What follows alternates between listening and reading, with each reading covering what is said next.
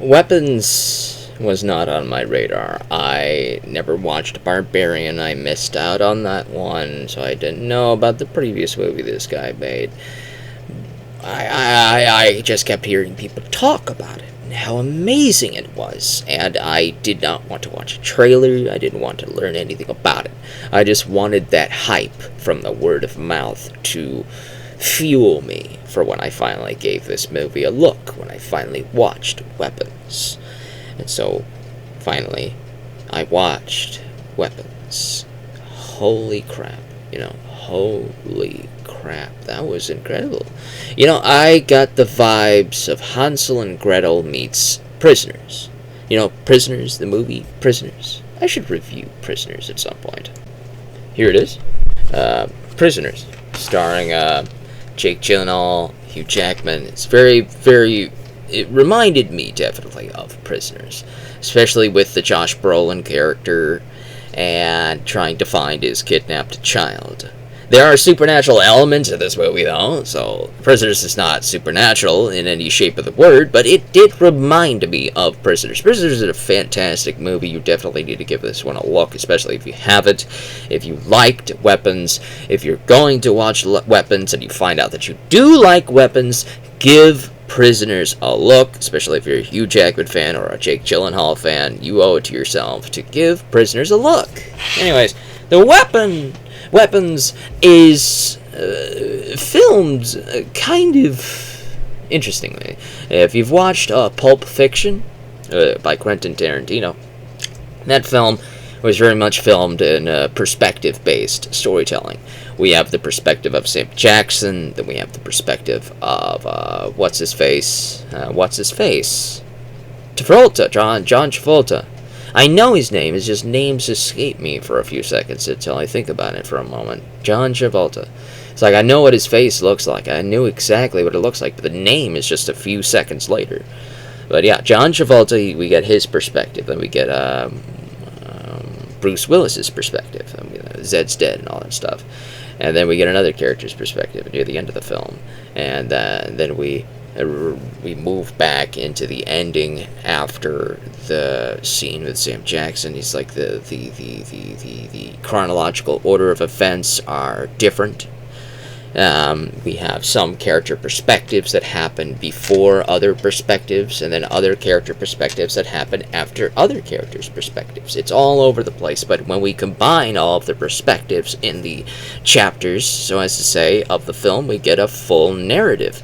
And you might say normally when you film a film like this, we would slice up all of these character perspectives and have it in a chronological order of scene sequentiality.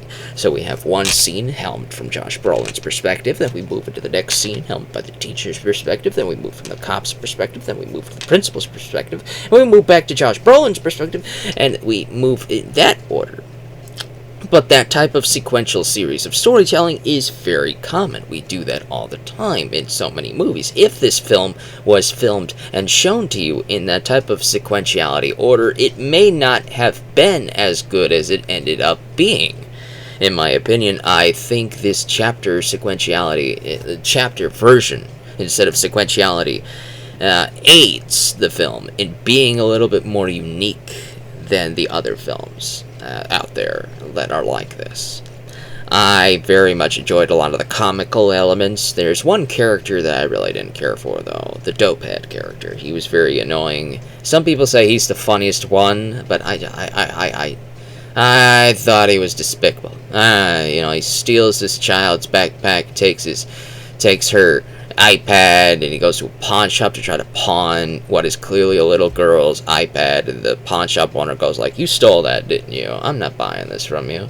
And the dopehead is going like, you gotta take it, $10, give me $10, $5. He's really in need of a fix. He's crazy about that stuff, and I'm like, yeah, this guy's despicable. This guy, nah, I'm not a big fan of that guy. He wasn't that funny. And normally stoner comedies can be funny, I like the Jay and Silent Bob movies. Love those movies. I like stoner comedies. I do. But this guy, nah, he wasn't that great. He wasn't that great. And then the cop dude. the cop dude's played by Aaron Wright.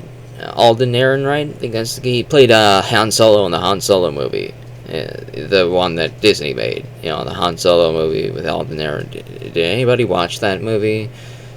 I don't think anybody watched that movie.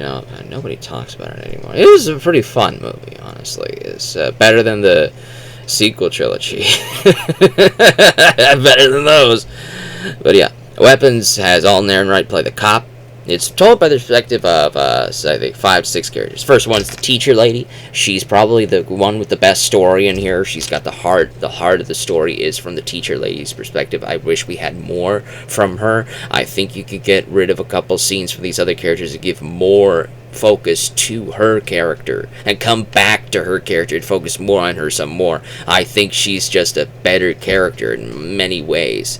And Josh Brolin's perspective character, he was also fantastic. He's the second best character in the film. He's very good. He's very important.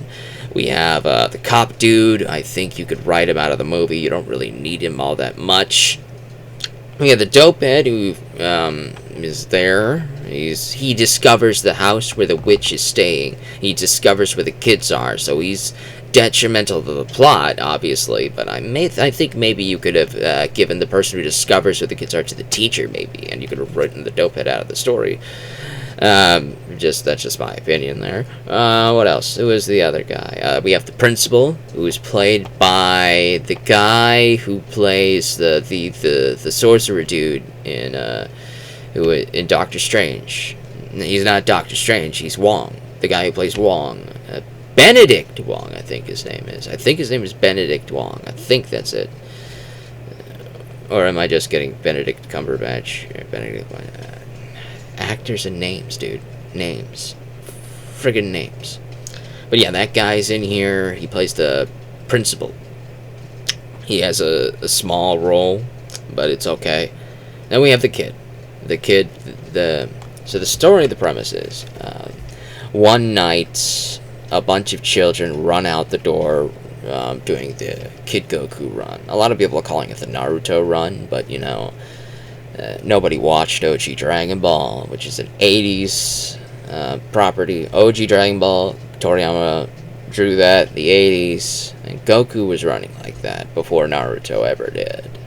So it's the Goku run. It's the Goku run. It's not the Naruto run, it's the Goku run. Naruto was copying Goku, okay? Kishimoto was openly admitting that he was a Dragon Ball fan, he was a Toriyama fan. He made a lot of copycats of that, so it's the Goku run, okay?